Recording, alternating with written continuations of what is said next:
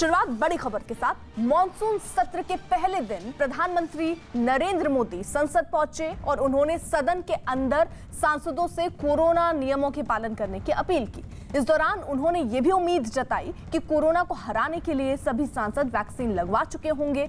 इसके अलावा उन्होंने सदन के अंदर और बाहर हर मुद्दे पर सार्थक चर्चा करने की बात दोहराई।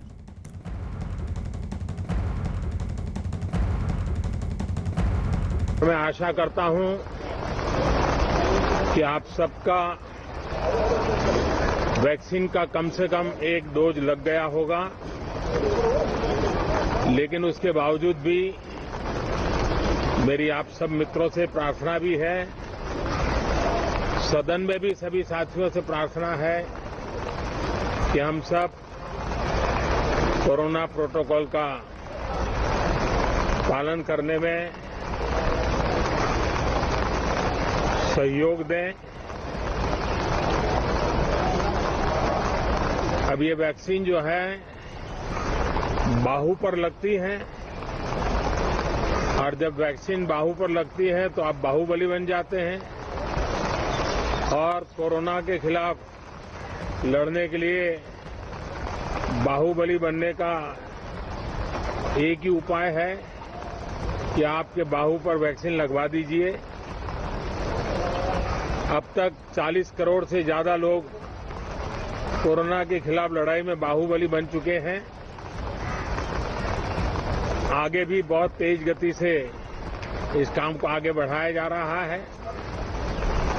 ये पैंडेमिक ऐसी महामारी है जो पूरे विश्व को अपनी चपेट में लिया हुआ है, पूरी मानव जात को अपनी चपेट में लिया हुआ है और इसलिए हम चाहते हैं कि संसद में भी इस पैंडेमिक के संबंध में सार्थक चर्चा हो।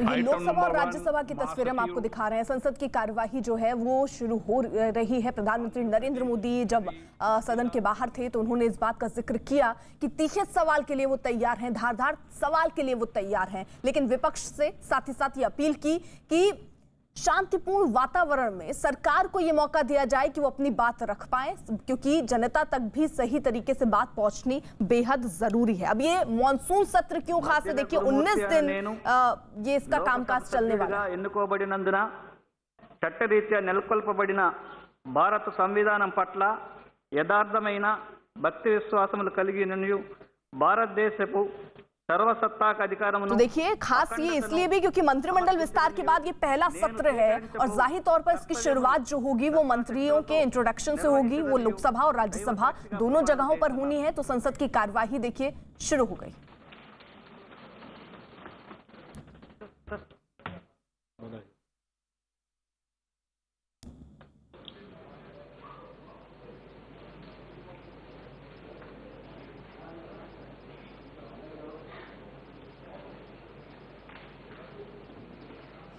And also is also recipient of the 4th annual Carnot Prize in 2018 in recognition of his spearheading path-breaking transforms.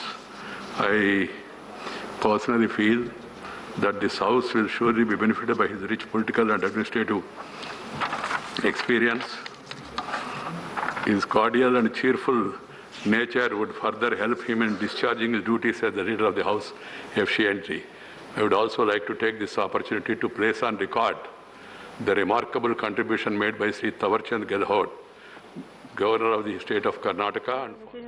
ನಾನು ಲೋಕಸಭೆ ಸದಸ್ಯಳಾಗಿ ಚುನಾಯಿತಳಾದವಳಾಗಿ ಕಾನೂನು ಮೂಲಕ ಸ್ಥಾಪಿತವಾದ ಭಾರತದ ಸಂವಿಧಾನಕ್ಕೆ ಸತ್ಯ ಶ್ರದ್ಧೆಯನ್ನು ಮತ್ತು ನಿಷ್ಠೆಯನ್ನು ಹೊಂದಿರುತ್ತೇನೆಂದು ಭಾರತ ಸಾರ್ವಭೌಮತ್ವವನ್ನು ಮತ್ತು ಅಖಂಡತೆಯನ್ನು ಎತ್ತಿ ಹಿಡಿಯುತ್ತೇನೆಂದು ಮತ್ತು ನಾನು ಈಗ ಕೈಗೊಳ್ಳಲಿರುವ ಕರ್ತವ್ಯವನ್ನು ಶ್ರದ್ಧಾಪೂರ್ವಕವಾಗಿ ನಿರ್ವಹಿಸುತ್ತೇನೆಂದು ಬಸವಣ್ಣನ ಹೆಸರಿನಲ್ಲಿ ಪ್ರಮಾಣ ವಚನ ಮಾಡುತ್ತೇನೆ.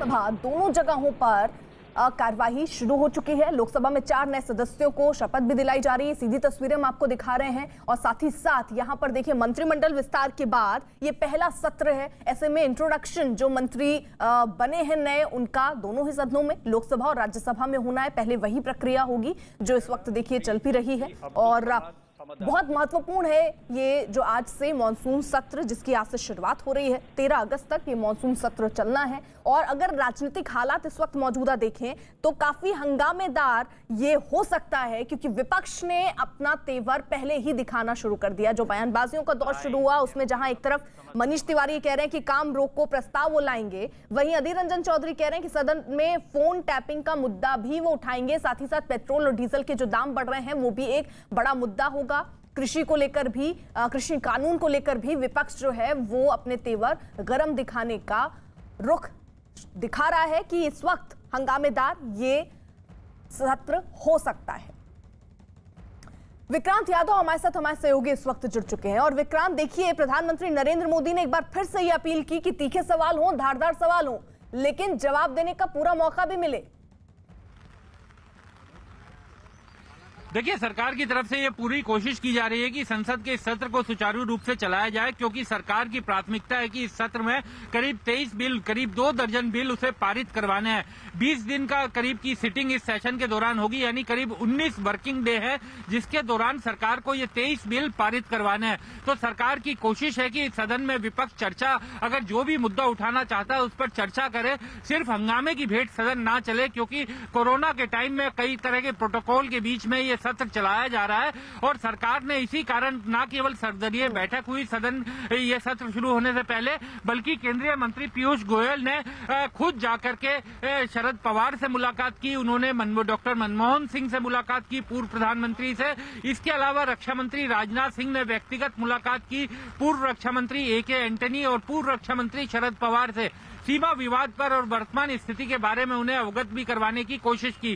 तो सरकार की अपनी तरफ से कोशिश है कि विपक्ष जिन भी मुद्दों को उठाना चाहता है उनको उठाए, उन पर चर्चा भी कराने को सरकार तैयार है, लेकिन सदन चले, सदन में सिर्फ हंगामा ना हो। और आज मानसून सत्र के पहले दिन बारिश भी ठीक ठाक हुई है।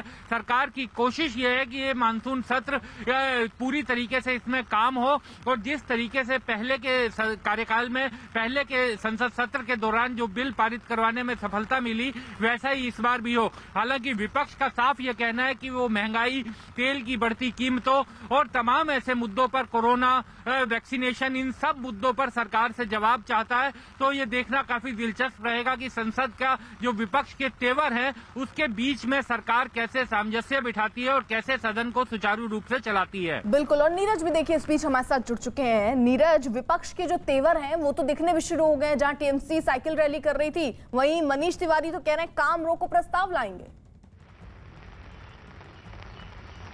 देखिए विपक्ष ने कई तरह से अपनी तैयारियों को इस बार के सत्र के लिए मजबूती दिया। पहले कांग्रेस अध्यक्ष सोनिया गांधी ने दोनों सदनों में अपने अपने 2 ग्रुप का गठन किया, रिकॉन्स्टिट्यूट किया है और दोनों ग्रुप की ज्वाइंट बैठकें भी जब होंगी तो उसकी अध्यक्षता मल्लिकार्जुन खड़गे करेंगे। लेकिन अलग अलग ग्रुप की भी बैठकें लगातार होती रहेंगी, हर दिन होंगी और संसद में दोनों सदनों में स्ट्रैटेजी तय करेंगी पार्टी की, कांग्रेस पार्टी की। और कांग्रेस पार्टी इस सदन की परंपराएं उच्च रही है। मेरा आप सबसे आग्रह है कि इस परंपराओं को न तोड़े तो उचित रहेगा। आप काफी लंबे समय शासन में रहे, इन परंपराओं को तोड़कर सदन की गरिमा को कम मत कीजिए। माननीय प्रधानमंत्री सर, मैं इतना ही अपील करता हूं sir, it is a customary and tradition Honorable Prime Minister would like to introduce the new Council of Ministers. After that, they have got all right to raise the issue. With folded hands, I appeal to them. Kindly allow the introduction by Honorable Prime Minister, new Council of Ministers. इस सदन की गरिमा को बनाए रखे मैं पुनः आग्रह कर रहा हूं। माननीय प्रधानमंत्री जी सदन के नेता हैं, नए फेरबदल मंत्री परिषद का परिचय कराना चाहते हैं। आपकी सदन की परंपरा और गरिमा को मत तोड़ें। माननीय प्रधानमंत्री जी,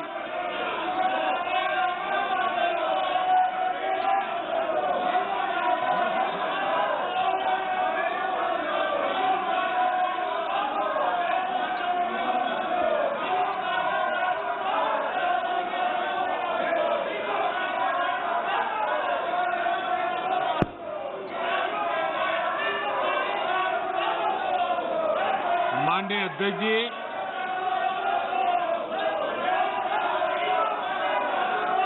मैं सोच रहा था कि आज सदन में एक उत्साह का वातावरण होगा, क्योंकि बहुत बड़ी मात्रा में हमारी महिला सांसद मंत्री बनी है। आज मुझे खुशी होती कि बहुत बड़ी मात्रा में हमारे दलित भाई मंत्री बने हैं। खुशी होती आज हमारे आदिवासी शेड्यूल्ड ट्राइब के सारे साथी बहुत बड़ी मात्रा में मंत्री बने हैं। सबको खुशी होती। माननीय अध्यक्ष जी, इस बार सदन में हमारे साथी सांसद जो किसान परिवार से हैं, ग्रामीण परिवेश के हैं, सामाजिक आर्थिक रूप से पिछड़े वर्ग से हैं, ओबीसी समाज से हैं, बहुत बड़ी मात्रा में उनको मंत्री परिषद में मौका मिला। उनका परिचय करने का आनंद होता। हर बेंच पर से बेंच को थपथपा करके उनका गौरव किया गया होता। लेकिन शायद देश के दलित मंत्री बने, देश की महिला मंत्री बने, देश के ओबीसी मंत्री बने, देश के किसानों के बेटे मंत्री बने। ये बात कुछ लोगों को राज नहीं आती है और इसलिए उनका परिचय तक नहीं होने देते हैं। और इसलिए माननीय अध्यक्ष जी, मंत्रिमंडल में नवनियुक्त सदस्यों को लोकसभा में इंट्रोड्यूस समझा जाए।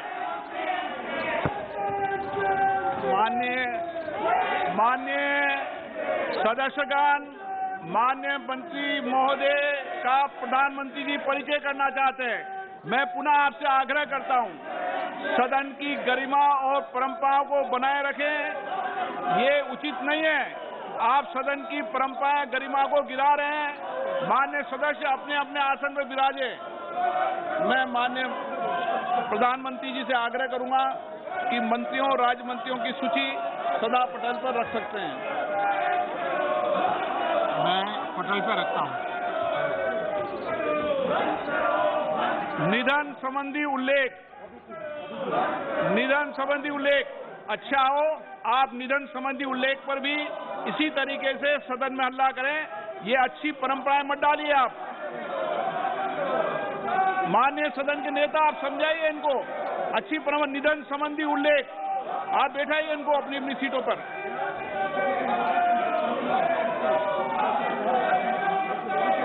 वो भी चलिए बिठाइए ना आप। माननीय सदस्य, आप सदन की गरिमा को गिरा रहे हैं, अच्छी परंपराओं को तोड़ रहे हैं। ये देश देख रहा है, विश्व के अंदर सबसे बड़ा लोकतंत्र भारत है, लेकिन आपकी इस तरीके की कार्रवाई कतई उचित नहीं है और न्यायपूर्ण नहीं है, देश के लोकतंत्र के लिए उचित नहीं है। माननीय सदस्यगण, निधन संबंधी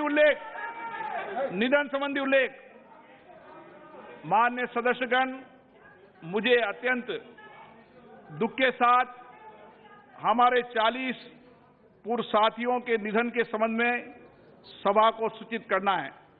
श्री स्कारिया थॉमस 6वीं और 7वीं लोकसभा के सदस्य थे, जिन्होंने केरल के कोट्टायम संसदीय निर्वाचन क्षेत्र का प्रतिनिधित्व किया। श्री थॉमस का निधन 74 वर्ष की आयु में 18 मार्च 2021 को कोची में हुआ। श्री हरि नारायण प्रभु 10वीं लोकसभा के सदस्य थे, जिन्होंने गोवा के पणजी संसदीय निर्वाचन क्षेत्र का प्रतिनिधित्व किया। वे इससे पहले 2 कार्यकाल के लिए गोवा, दमन और दीव विधानसभा के सदस्य और गोवा विधानसभा के सदस्य भी रहे। उन्होंने गोवा, दमन और दीव सरकार में मंत्री के रूप में भी कार्य किया। श्री हरीश नारायण प्रभु का निधन 85 वर्ष की आयु में 20 मार्च 2021। देखिए, लोकसभा और राज्यसभा में कार्यवाही शुरू हो चुकी है। नीरज हमारे साथ मौजूद है। नीरज, देखिए, शुरू से ही ये कोशिश विपक्ष की दिख रही है, जैसे आसार दिख रहे थे कि हंगामेदार सत्र हो सकता है। हंगामा करना शुरू भी कर दिया और प्रधानमंत्री नरेंद्र मोदी ने जवाब भी दे दिया।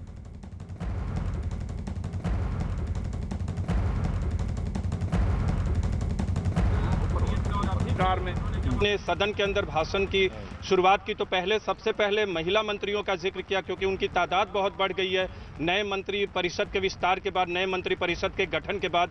तो लेकिन विपक्ष की तरफ से उस दौरान हंगामा होता रहा और अभी सदन की कार्यवाही भले ही चल रही है, क्योंकि दिवंगत पूर्व सांसदों को लेकर कोई जानकारी दे रहे हैं स्पीकर, लेकिन विपक्ष का तेवर साफ है कि पूरे सदन के दौरान, अभी मतलब आज की तारीख जो है, पहला दिन जो है, इस दौरान महंगाई का मुद्दा हो, कृषि कानूनों का मसला हो, फोन टैपिंग का मसला हो, इन तमाम मसलों पे सदन के दोनों सदनों में विपक्ष की तरफ से हंगामा होगा। महंगाई के मुद्दे पर तो टीएमसी, कांग्रेस पार्टी और दूसरी तमाम पार्टियां, कोरोना के मसले पर भी तमाम पार्टियां अपने मुद्दे को रखेंगी। आरजेडी ने स्थगन प्रस्ताव दिया है राज्यसभा में और लोकसभा में भी दूसरी विपक्ष पार्टियों ने कोरोना के मसले पर प्रस्ताव दिया है।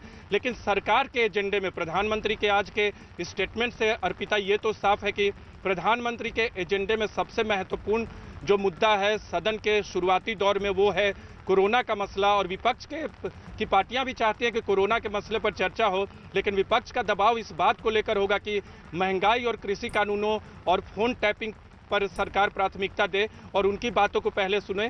कोरोना पर भी चर्चा के लिए विपक्ष तैयार जरूर होगा। देखना होगा कि प्रधानमंत्री ने कल शाम को चर्चा का जो प्रस्ताव दिया है, क्या उस पर कोई सहमति बनती है कि नहीं, क्योंकि बिजनेस एडवाइजरी कमेटी जो होती है उसकी बैठकें आज दोपहर में हैं और उसमें कोई सत्ता पक्ष और विपक्ष के तमाम जो लीडर्स होते हैं उनके बीच कोई सहमति बनती है कि नहीं। कोरोना और कोरोना के बाद वैक्सीनेशन को लेकर जो तैयारी सरकार की तरफ से और विपक्ष के जो सवाल हैं, विपक्ष का जो मत है कोरोना से निपटने पर सरकार की विफलताओं को लेकर, बताइए विपक्ष की तैयारी क्या है, कौन कौन से मुद्दे हैं जो उठाने की कोशिश विपक्ष की होगी? देखिए, विपक्ष का सबसे पहला मुद्दा है महंगाई का। टीएमसी, कांग्रेस पार्टी, आरजेडी, तमाम पार्टियों, विपक्षी पार्टियों की बात करें, उनका पहला मुद्दा है महंगाई का। दूसरा महत्वपूर्ण मुद्दा है कृषि कानून, कृषि कानूनों को वापस लेने का। फोन टैपिंग का मसला है, कोरोना का मसला है, इसके अलावा बॉर्डर चीन के साथ जो जिस तरह से सीमा पर स्थिति है उसका मसला है और दूसरे मसले हैं जिन पर विपक्षी पार्टियां चाहती हैं कि चर्चा हो। लेकिन महत्वपूर्ण मसले 4-5 है जिन पर विपक्ष के लोग चाहते हैं कि सरकार ध्यान दे। ऐसे तो अर्पिता 20 से 25 मुद्दे हैं। थोड़े दिन पहले, 2 दिन पहले जब हमारी बातचीत मल्लिकार्जुन खड़गे जो कि विपक्ष के नेता हैं राज्यसभा में, उन्होंने कहा कि विपक्ष के पास मुद्दे तो 20-25 हैं, लेकिन सबसे महत्वपूर्ण मुद्दा जो है महंगाई का। पेट्रोल डीजल की ही बात नहीं है, एलपीजी गैस की ही बात नहीं है, बल्कि जो कमोडिटीज, बाकी कमोडिटीज के भाव बढ़े हैं उस पर भी विपक्ष चाहता है कि सरकार सफाई दे। क्योंकि पेट्रोल डीजल की कीमतों को तो आपने भी देखा होगा कि 100 से अधिक बड़े बड़े शहरों में कीमतें हो गई हैं। पेट्रोल की, डीजल की कीमतें भी प्रति लीटर 90 से 100 के आसपास हैं। तो ये सवाल सबसे बड़ा है विपक्ष के लिए। कृषि कानूनों का मसला, क्योंकि पंजाब में चुनाव है, उत्तर प्रदेश में चुनाव होने हैं, तो पश्चिमी यूपी और पंजाब पूरी तरह से। मैं आपको रोक रही हूँ। अमिताभ सिन्हा हमारे साथ, हमारे सहयोगी इस वक्त जुड़ चुके हैं, उनका भी जल्दी से रुक कर लेते हैं। अमिताभ जी, देखिए, यहाँ पर कुछ खास मुद्दे हैं जिसको लेकर विपक्ष ने तस्वीर बिल्कुल क्लियर कर दी है कि हंगामेदार सत्र रहेगा, अपने मुद्दे को वहां उठाने वाले। लेकिन बड़ी बात तो ये रही कि जब सदन में जा रहे थे प्रधानमंत्री नरेंद्र मोदी तो उन्होंने सीधे तौर पर यह कहा कि आप तीखे से तीखा सवाल पूछिए, धारदार सवाल पूछिए, लेकिन जवाब देने का मौका भी सरकार को दीजिए। यही मुश्किल है क्योंकि लगातार प्रधानमंत्री बोलते रहे और विपक्ष उन्हें कई बार बोलने का मौका नहीं देता और आमतौर पर संसदीय परंपरा में अब तक ऐसा नहीं देखा गया है जो विपक्ष पीएम के भाषण में, पीएम के स्पीच के दौरान व्यवधान डालता हो। और आज सुबह भी प्रधानमंत्री ने कहा, कल जो सर्वदलीय बैठक हुई है, एनडीए की बैठक हुई है, सब में अपील की है कि हर नियमों के तहत हर मुद्दे पर सरकार बहस करने को तैयार है। आप आइए, बिजनेस एडवाइजरी कमेटी में बात कीजिए और हम लोग तय कर लेंगे किस पे बहस करना है। हम बहस के खिलाफ नहीं है, लेकिन फिर भी विपक्ष सिर्फ हंगामे के कारण हंगामा कर रहा है। आज भी जब वो मंत्रियों को इंट्रोड्यूस कर रहे थे तो लगातार विपक्ष हंगामे पे उतारू था। पीएम के भाषण, पीएम जो पहचान दे रहे थे अपने मंत्रियों की, वो उस पर विपक्ष लगातार आज व्यवधान डालता रहा, जो कि संसदीय परंपरा के खिलाफ है। जबकि सरकार भी तैयार है कि आप महंगाई हो चाहे कोई भी मुद्दा हो, आप बहस करने को तैयार है, हर मुद्दे पर सरकार जवाब देने को तैयार है। लेकिन विपक्ष शायद लगता है आज व्यवधान डालकर ही अपनी बात सही साबित करना चाहता है, जो कि लगता है पीएम के भाषण को रोकर संसदीय परंपरा का ही उल्लंघन हो रहा है।